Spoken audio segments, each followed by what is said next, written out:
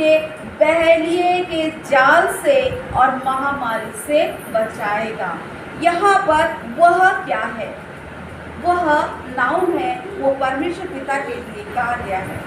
और उसके बाद तुझे मतलब मैं और आप, मैं और आप बहेलिए के जाल से बचा लिए जाएंगे। बहेलिया जो पक्षियों को पकड़ने के लिए जो आता है, वो पक्षियों को अपने जाल में फंसाने के लिए दाने भी फेंकता है और जाल को बिछाता है, ताकि वो दाने का, हम लोग बचपन में एक बात पढ़ते थे, शिकारी जंगल में आता है, जाल फैलाता है, दाने का लोभ दिखाता है, जाल में फंसना नहीं चाहिए। बहुत से लोग पढ़े होंगे, सहायक वाचक में हमने इसको पढ़ा था, कबूतर तोता के बारे में ये कहानी लिखी हुई थी। तो इसको जब पढ़ते हैं तो बहेलिए के जाल को शैतान हमारे जीवन में ऐसे सुंदर सुंदर चीज़ों को दिखा करके ऐसे फंसाने की कोशिश करता है, जैसे अभी हमारे हाथों में मोबाइल है, हम चाहकर भी उस मोबाइल से बाहर नहीं आ सकते। हमारे बच्चों के हाथ में मोबाइल है, हम उसके आकर्षण में ऐसे फंस गए हैं कि चाह कर भी हमारे बच्चे उसमें से निकल नहीं पा रहे हैं, क्योंकि आजकल बहुत सी पढ़ाई भी मोबाइल के द्वारा हो रही है। उसमें बहुत सी अच्छी बातों को तो हम सीखते हैं, लेकिन इसके साथ ही साथ कुछ ऐसी बातों को भी हम सीख लेते हैं जो हमारे जीवन के लिए हानिकारक है। वही जाल शैतान मोबाइल के माध्यम से हमारे जीवन में फैलाने की कोशिश करता है, दाने डाल करके उसमें फंसाने की कोशिश करता है ताकि चुंगल में आ जाए। और यही होता है हमारे जवान बच्चों के साथ। हमारे जवान बच्चे अधिकतर मोबाइल के नशे में चूर हो जाते हैं और वास्तविक जीवन से दूर होकर के उसमें फंसते चले जाते हैं। बहुत से फैशन के दौर में चले जाते हैं, बहुत से नशे के दौर में चले जाते हैं। कुछ लोग जीवन स्टाइल को बहुत ज़्यादा ऊंचा उठाने के चक्कर में बिगड़ जाते हैं, कुछ लोग गाड़ियों के चक्कर में फंस जाते हैं। इस प्रकार से हमारे बच्चों को शैतान अपने जालों में फंसा लेता है और उससे हम कैसे बाहर आएंगे, इसके बारे में हम आगे पढ़ेंगे कि हम कैसे बाहर आएंगे। उसके बाद दूसरा बोलता है और महामारी से बचाएगा।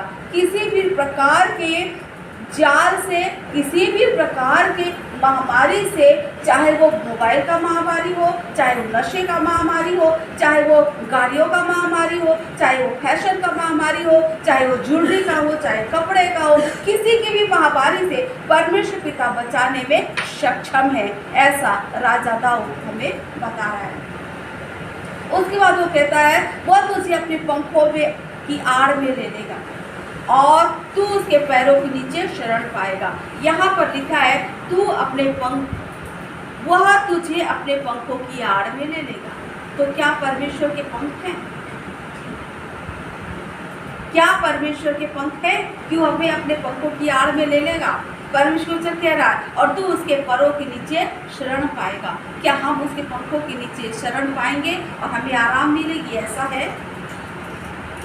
यहाँ पर लिखा है, जब हम 11वें पद को देखते हैं, इसमें लिखेंगे क्योंकि वह अपने दूतों को तेरे निमित्त आज्ञा देगा कि जहाँ कहीं तू जाए वे तेरी रक्षा करे।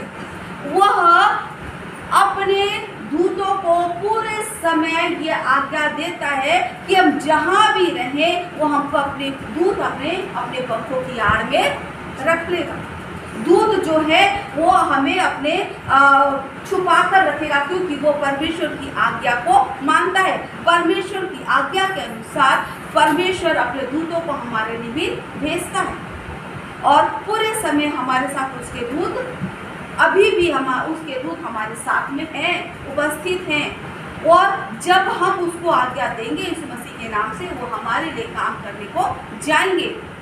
और इसीलिए राजा दाऊद कहता है कि मैं वहाँ पर शरण पाऊंगा, क्योंकि हमारा परमेश्वर कहता है कैसा है? सच्चा परमेश्वर है। उसकी सच्चाई तेरे लिए ढाल और झिलम ठहरेगी। जब हम किसी युद्ध के लिए जाते हैं, देखे होंगे पुराने जमाने में, तो क्या करते थे? तलवार पकड़ते थे और एक हाथ में ढाल पकड़ते थे और क्या पहनते थे? झिलम पहनते थे, जो धातु का बना हुआ होता था, कपड़ा नहीं होता था, वो धातु का होता था। इस प्रकार से जो सैनिक थे वो अपने आप को सुरक्षित रखते थे कि किसी प्रकार का शत्रु का कोई हथियार हम पर प्रभाव न डाले। तो परमेश्वर जो है, हमारा परमेश्वर चूंकि सच्चा परमेश्वर है, हमारा ढाल क्या है? सच्चाई है। हमारी जो ढाल है वो क्या है? सत्यता है। क्योंकि जैसा हमारा पिता है वैसे ही हम भी होंगे, है ना। जो हमारा पिता अगर झूठ नहीं बोलता तो क्या हम झूठ बोलेंगे? हमने देखा ही नहीं झूठ बोलना, हमने सीखा ही नहीं झूठ बोलना, क्योंकि हमारा पिता तो सच्चा परमेश्वर है, वो सच बोलता है। इसलिए हम, चूंकि उसने हमको ले पालक पुत्र और पुत्री होने का अधिकार दिया है, तो हम भी कैसे हो गए? सच्चे लोग। उसकी सत्यता, जब हम सच्चे से चलेंगे, सच्चे मन से चलेंगे, उस पर विश्वास रख के चलेंगे, तब परमेश्वर वचन क्या कहता है कि वो हमारे लिए ढाल बन जाएगा, झिलम बन जाएगा। शैतान चाहे जाल बिछा ले, चाहे महामारी आ जाए, हमको कुछ भी घेर नहीं पाएगा। ऐसा कौन बोल रहा है? राजा दाऊद बोलता है। और उसके बाद राजा दाऊद कहता है, तू न रात के भय से डरेगा, न उस तीर से दिन को उतारेगा। यहाँ पर जो ये लाइन लिखी गई है वो इसलिए है मेरे प्रियो, क्योंकि राजा दाऊद जब उसका अभिषेक किया गया, तब वो क्या काम करता था? उससे पहले चरवाहा था, है ना। और जब शमूएल उसका अभिषेक करने के लिए उसके पिता यिशै के घर में जाता है, और उसके पिता जो है वो एक एक बेटे को उसके सामने रखते हैं शमूएल के पास में, तो परमेश्वर पिता बोलते हैं नहीं, दूसरे को बुलाओ, दूसरे को बुलाओ, दूसरे को बुलाओ। तो फिर ऐसे ही शमूएल उसको बोलते जाता है। और जब आठवें बार में 8वें नंबर का जो पुत्र था, वो कहता है, जब इससे से बोला जाता है कि दूसरे पुत्र को बुलाओ, तो बोलता है नहीं, वो तो गाय चराने के लिए, भेड़ बकरी चराने के लिए जंगल में गया हुआ। तब शमूएल बोलता है कि उसको वापस बुला के लाओ। और जब आता है तो परमेश्वर पिता बोलते हैं इसका अभिषेक करने के लिए, और वहाँ पर इसका अभिषेक किया जाता है। परमेश्वर पिता ये नहीं देखते हैं कि व्यक्ति कितना पढ़ा लिखा है, परमेश्वर पिता ये नहीं देखते हैं कि वो कितना सुंदर है, परमेश्वर पिता ये नहीं देखते कि उसके पास कितनी दौलत है, उसके पास कितना एजुकेशन है।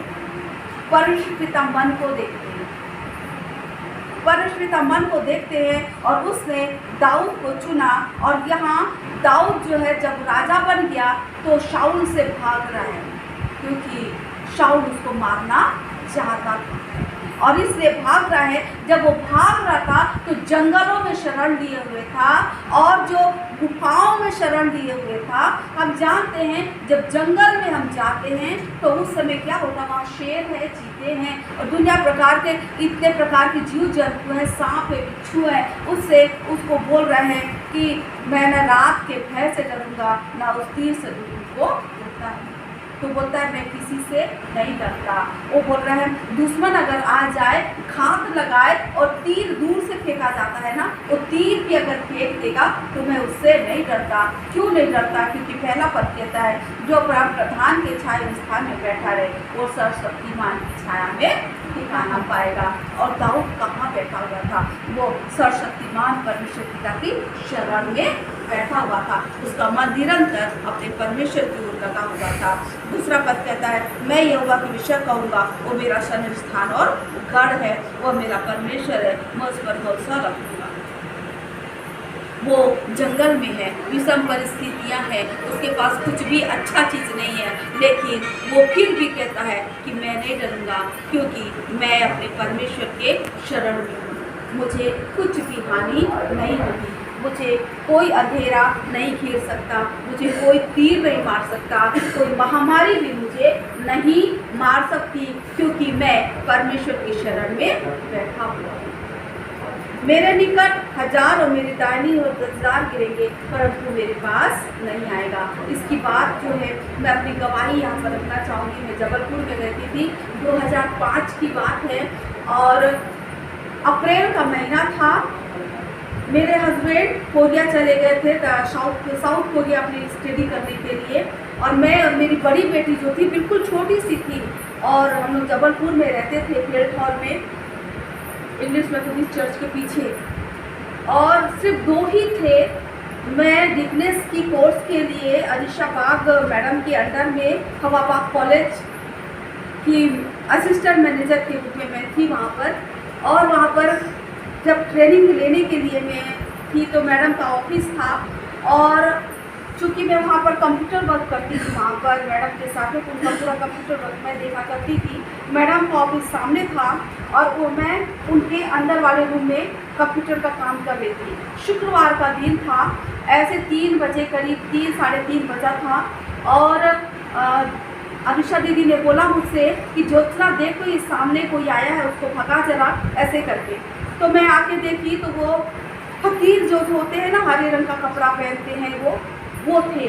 और मैं उनको बोली कि बाबा जी आप आगे चले जाइए, मैडम ने बोला है अभी मत आइए, ऐसे करके अभी काम कर रही हैं। लेकिन वो ज़बरदस्ती अंदर घुसने की कोशिश करने लगा, और जब दीदी ने बोला ज्योत्सना दरवाज़ा बंद करो क्योंकि वो ज़बरदस्ती घुस रहा है, तो मैंने वहाँ पर का वो ऐसे दरवाज़ा था उसको लगा दिया। तो वो बोला तुम तो बेटा बहुत ज़्यादा कर रही हो, तुमको मैं देख लूँगा। मैंने बोला मुझको क्या देखोगे, मेरे साथ मेरा परमिशन है, यहोवा है, ऐसे करके मैंने बोला, और मैं आ गई। ये रात को मैं सोई शुक्रवार को, और सवेरे 5 बजे की बात है, मेरी बड़ी बेटी यहाँ पर थी, छोटी सी थी वो बिल्कुल, तो मैं उसको ऐसे पकड़ के सोई हुई थी, और मेरा ये हाथ ये वाला यहाँ रखा हुआ था। कोई मेरे हाथ को यहाँ पर ऐसे पकड़ा, तो ऐसा लगा कि कोई पकड़ा है, मैंने हाथ देखी कोई है, मैं पकड़ा है ऐसे करके। तो बगल में वो बाबा जैसे हरे रंग का कपड़ा पहना हुआ था, पतला दुबला सा था, दाढ़ी थी उसकी, और उसने मुझको देखा, मेरे हाथ पकड़ा, तो मैंने हाथ को ऐसे किया और ऐसे करके सो गई।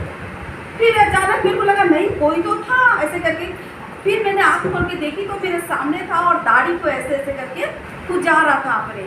और मैंने उसी समय, और मेरी तबीयत खराब थी, और मैंने बोला get out in the name of Jesus, ऐसे करके मैंने प्रार्थना की। हमारे पड़ोसी लोग थे, वो लोग इकट्ठे हो गए, इतने जोर से मैंने चिल्लाया था।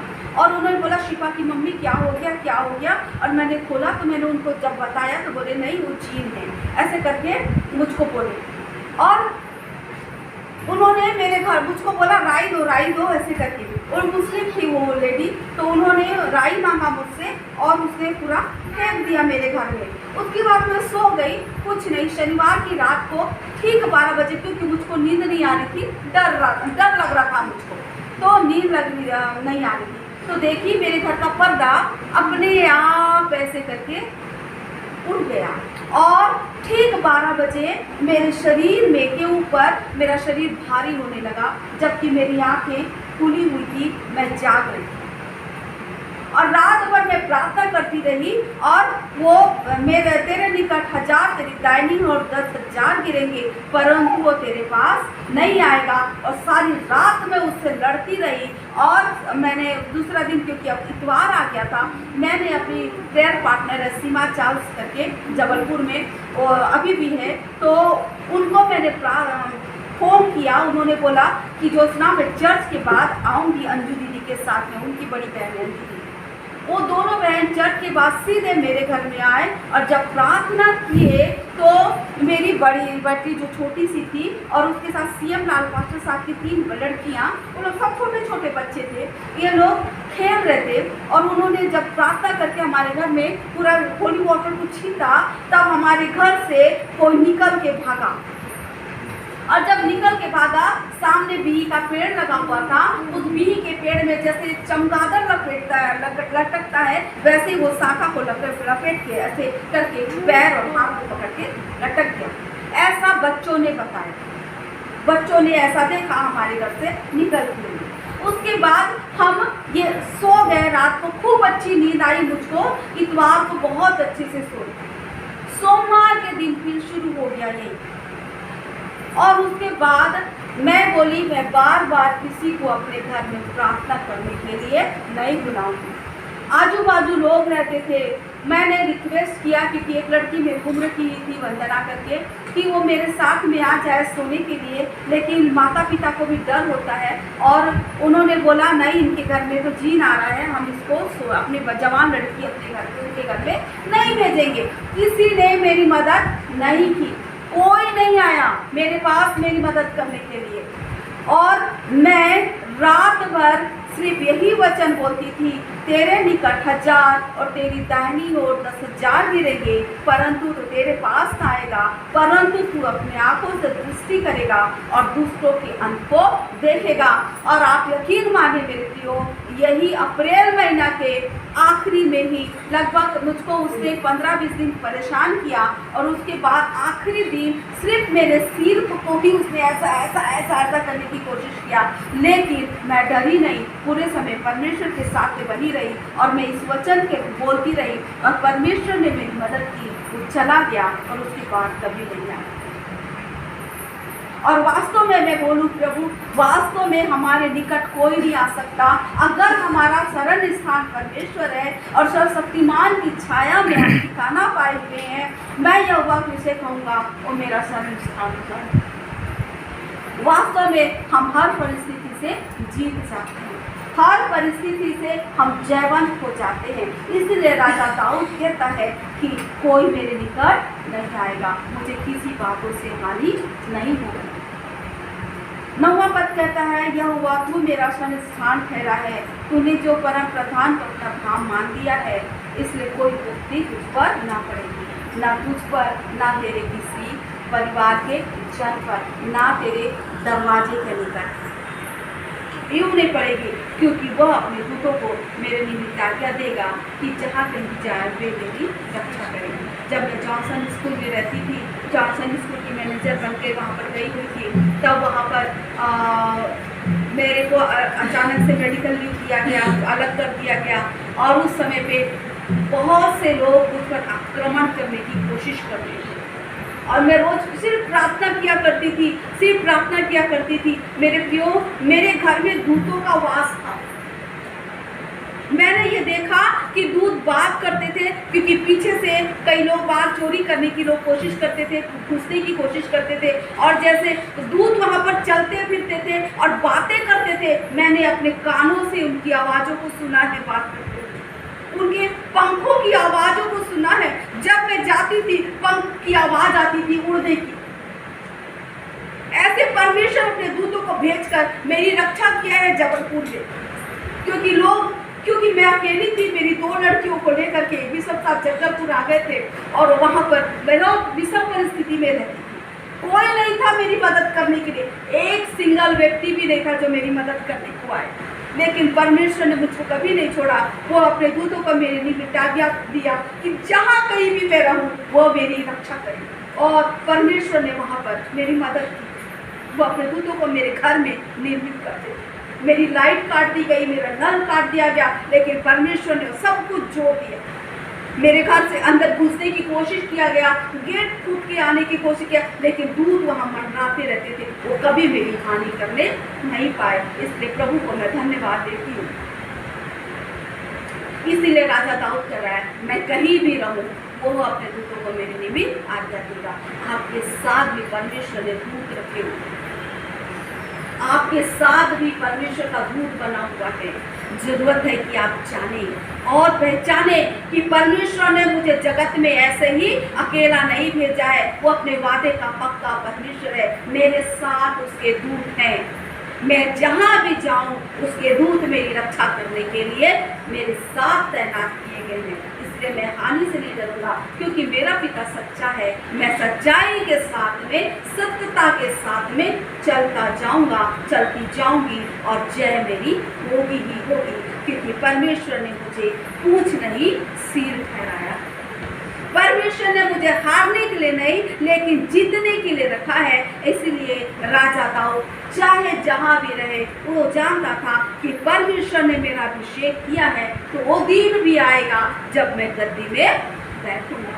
इसलिए वो शाऊल को हानि नहीं पहुंचा रहा है, लेकिन उससे दूर भाग रहा है, क्योंकि जानता है वो समय भी आएगा जब परमेश्वर मुझको बचाएगा। इसलिए आगे परमेश्वर वचन कहता है, वे तुझको हाथों हाथ उठा लेंगे, ऐसा न हो कि मेरे पाँव में पत्थर से ठेस लगे।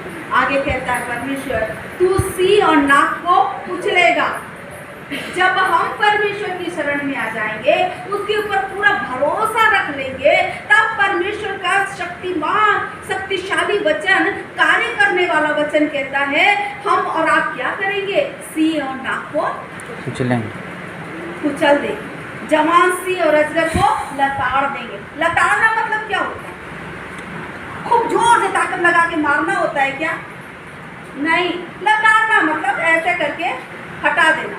ऐसे करके हम उसको हटा देंगे, सिंह को और जवान सिंह को और अजगर को ऐसे करके हटा देंगे हम लोग। ऐसी सामर्थ हमको परमेश्वर दे देगा। और उसने जो मुझसे इसने किया है, इसलिए मैं उसको छुड़ाऊंगा और मैं उसको ऊंचे स्थान पर रखूंगा कि उसने मेरे नाम को जान लिया है। जब हम परमेश्वर के नाम को जान लेंगे, जब हम परमेश्वर से प्रेम रखेंगे, तब वो हमको क्या करेगा? ऊंचे स्थान पर रखेगा। और जब वह मुझको पुकारे, तब मैं उसकी सुनूंगा, संकट में उसके संग रहूंगा। आज मैं एक गवाही और मैं कोंडा गांव गई हुई थी, पिछले महीने की बात है। हमारे जमीन को कोई दूसरा अपनी जमीन बता करके हमको ही वहाँ पर बाउंड्री बनाने नहीं दे रहा था। हमारी बाउंड्री थी, हमारी बाउंड्री को तोड़ के बोल रहे कि मतलब कि हमने पूरा तो उसने नहीं तोड़ा था, लेकिन कब्जा करने की वो कोशिश कर रहा था जमीन पे। मेरी मम्मी लोग गए हुए थे, उनको वो गेट बनाने नहीं दिया। फिर अभी कई सालों तक वो ऐसा पड़ा रहा। फिर अभी जा करके हम लोग पिछले महीने जाकर उसमें गेट बनाए। तब उस समय सिर्फ मैं प्रार्थना करती रही, परमेश्वर से बोलती रही, परमेश्वर आपने ये जमीन को दिया है और आपका वचन कहता है जो पृथ्वी में बांधोगे वो स्वर्ग में बंधेगा, जो पृथ्वी पर खोलोगे वो स्वर्ग में खुलेगा। मैं यीशु मसीह के नाम से बसंत समेत के सारी चालों को जो हमारे विरोध में होती है, यीशु मसीह के नाम से बांध देती हूँ और गेट लगने की, दीवार उठने की आशीष को यीशु मसीह के नाम से खोल देती हूँ। और वास्तव में वही हुआ। परमेश्वर सच्चा है। अगर हम सच्चे हैं और हमारी लड़ाई सत्यता की है, परमेश्वर कभी हारने नहीं देता। और वो बाउंड्री बन गई, दीवार उठ गया, गेट लग गया, परमेश्वर उसको सुरक्षित कर दिया। इस बात के लिए प्रभु का धन्यवाद हो। परमेश्वर ने वही वचन कह रहा है, जब वह मुझको पुकारे तब मैं उसकी सुनूंगा। आप एक एक बात के लिए परमेश्वर को पुकारे, परमेश्वर जरूर सुनता है, परमेश्वर जरूर सुनकर उत्तर देता है। लेकिन जरूरत है कि आपका मन परमेश्वर की ओर लगा हो। आपने सर्वशक्तिमान का अपना ठिकाना अगर मान लिया है, तो निश्चय जानिए कि परमेश्वर आपकी छोटी छोटी प्रार्थनाओं को भी सुनेगा। यदि आपने ये अपना शरण स्थान उसको मान लिया है, तो ये मानिए कि परमेश्वर आपकी महिमा को जरूर बढ़ाएंगे। आप वहीं पर नहीं रहेंगे, आप फैलने के लिए हैं, क्योंकि परमेश्वर वचन कहता है, परमेश्वर का नाम का क्या करना है? हमको जगत की छोर तक जाकर के उसका प्रचार प्रसार करना है। परमेश्वर वचन कहता है जगत की छोर तक जाना है हमको और फैल जाना है, ताकि हमारी सत्यता, हमारे जो परमेश्वर का गुण है उसको हम दूसरों को बता सके, गवाही को दे सके। तब हम जब ऐसा करते हैं, तब परमेश्वर वचन कहता है, मैं उसको दीर्घ आयु से युक्त कर दूंगा। और परमेश्वर वचन कहता है, अपने किए हुए उद्धार का दर्शन दिखाऊंगा। परमेश्वर का वचन अक्सर में मेरे आपने ऊपरी तौर पर परमेश्वर को अपना माना है, या अंतःकरण से परमेश्वर को हमेशा मानते रहेंगे, डिपेंड करता है आपके विश्वास पर। यदि आप अपने जीवन में परमेश्वर पर विश्वास रखते हैं, तो जरूर आशीर्वाद देखने पाएंगे, क्योंकि परमेश्वर पुराने नियम में ही काम नहीं करता था। परमेश्वर यीशु मसीह के समय में ही काम नहीं करते थे, वो आज भी काम करते हैं, क्योंकि उसका वचन कहता है वो युगानुयुग एक साथ परमेश्वर है। आप अपने जीवन के कहाँ पाए जाते हैं? हमारा और आपका विश्वास कहाँ है? ऐसे टटोलें और परखें, और यदि हम कम हैं तो उसे बढ़ाने की कोशिश करें कि परमेश्वर हमें वो आशीष जो दाऊद को दिया, वो आशीष जो उसने पीढ़ी से पीढ़ी तक हमारे ऊपर करता आ रहा है, हमारे आने वाली पीढ़ी पर भी करता है। उस विश्वास को हम एक दूसरे के साथ बांटने पाए। परमेश्वर ऐसा करने में हम सभी की मदद करें। आइए हम प्रार्थना करेंगे। पिताजी, हम इस मसीह के नाम से आपके चरणों में आते हैं। एक बार फिर से आपको धन्यवाद देते हैं राजा के राजा। हम विश्वास के साथ प्रभु जी आपके मेज के पास आने के लिए प्रभु, क्योंकि आप ही एक उद्धार करता है, आप ही एक सत्य परमेश्वर है, आप ही ज्योति है, आप ही मार्ग है प्रभु जी। जगत में कोई हमें सच्चा सुख नहीं दे सकता, सिर्फ आप दे सकते हैं। आपके मेज पर आए और आपके देह को और आपके रुधिर को खाने और पीने पाए प्रभु यीशु, ऐसी मदद करने एक एक को आपके हाथों में सौंप देते हैं। विनती प्रार्थना प्रभु यीशु कृष्ण नाम से मांगते हैं।